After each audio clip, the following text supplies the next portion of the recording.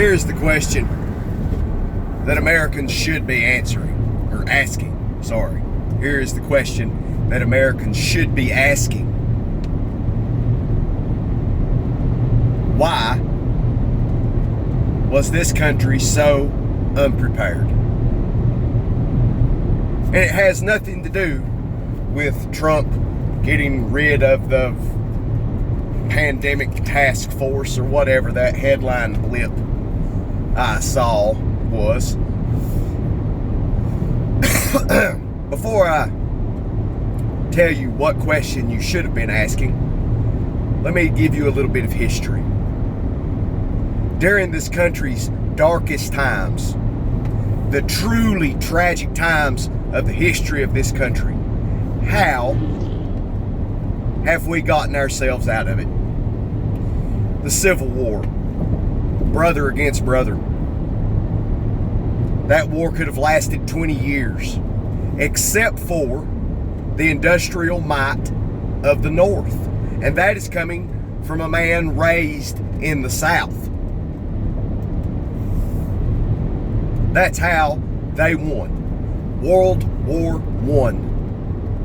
The Allies won in large part due to the industrial might of the United States of America and her natural wealth. World War II. Again, the Allies won because of America and her industrial might. So I ask this.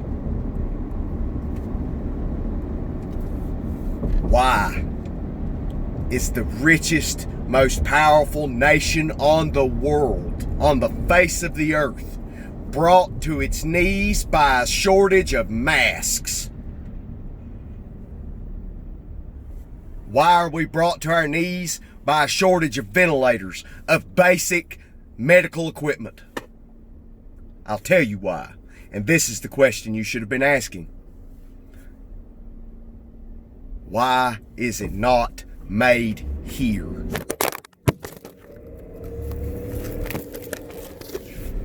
Why are things of such importance reliant on imports? Why? And this is not a problem for government to fix. This is a problem for you and I to fix. The next time you find something that is $3 cheaper than something made by your American brother or sister, you should spend the $3 extra and buy the American made one. You should write letters to your congressman, to your senator, to the heads of business. You should protest on Facebook. You should comment about it on Twitter. If we have the technological means to retool what companies that we have to make ventilators and masks, then why haven't we been doing it all along?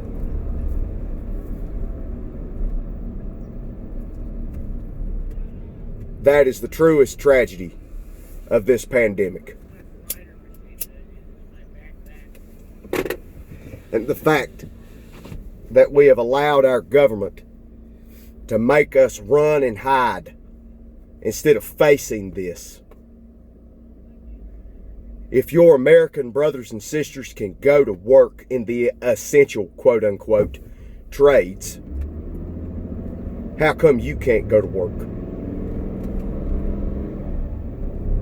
And I am not just some healthy country bumpkin in his middle age trying to figure out why there's such a scare.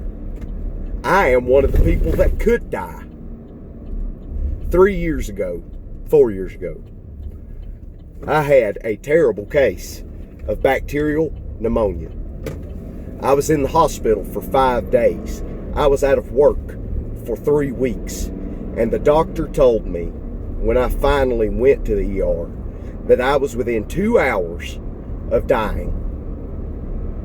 I know what it's like to smother, to have your own body smother you to death. I know what that feels like. It hurts. It's scary. But is this how we want our children to be? Do you think this is just the one time this is going to happen? Do you not think that this will happen in the future? If we run and hide so much, there will be nowhere to run and hide to. I hope we all look back at this terrible situation and we learn from it. It is not the government's responsibility to keep you safe. It is your responsibility. You should not have to go panic buy a month's worth of goods at the first whim of the news. You should have a couple of weeks of ramen noodles stuck in a shelf somewhere. And if you don't have enough toilet paper, remember that toilet paper in the really huge scheme of life is a recent invention. You can take a rag and wash it and reuse it.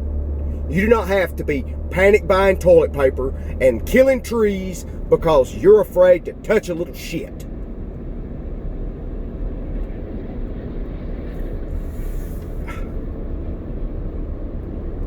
It's a scary time. But the fact that we're letting our freedoms be eroded for a little bit of security that we should have secured for ourselves. I hope that we all learn that we do not need a big screen TV.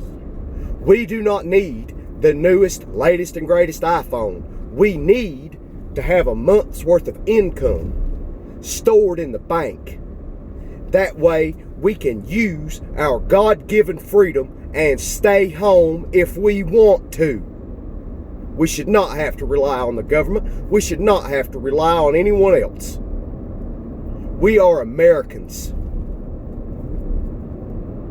We're a culture of people that 200 years ago, it was required by law to have powder and musket and shot in your home for the necessary defense of the land. We're one of the first nations to force people to learn to read. How tragic is that? It's not tragic. Our ancestors knew that it was important to be able to inform ourselves and to make informed decisions in order to protect ourselves in lieu of Big Brother-esque government. And we have failed. We have epically failed.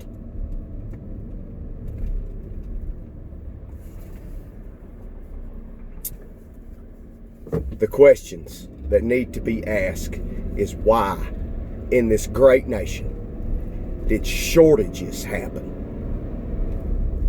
How come we do not have in our wealth, in our greatness, how come we're so worried about overflowing the hospitals when the technology exists to erect buildings? We can erect field hospitals. We can fight this. We are Americans. We do not have to be forced into quarantine. Those of us that are at risk are educated by the government system.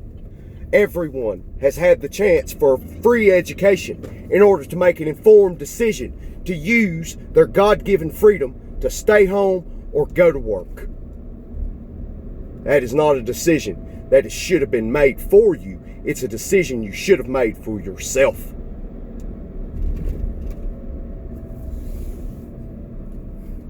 And when this is all over, I beg that every single person try to make whatever effort they can to revive a certain aspect of our industrial might. You see what happens when you build an entire economy based on services? The pandemic hits, and now no one needs your services. People are not going out to eat, and we live just fine. People are not getting massages, and we still live just fine. An economy is worth nothing unless there is a warehouse somewhere full of goods.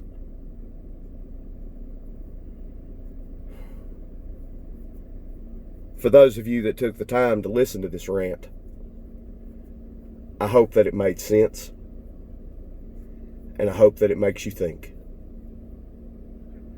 But next time you have the option to buy something made in America, please take it.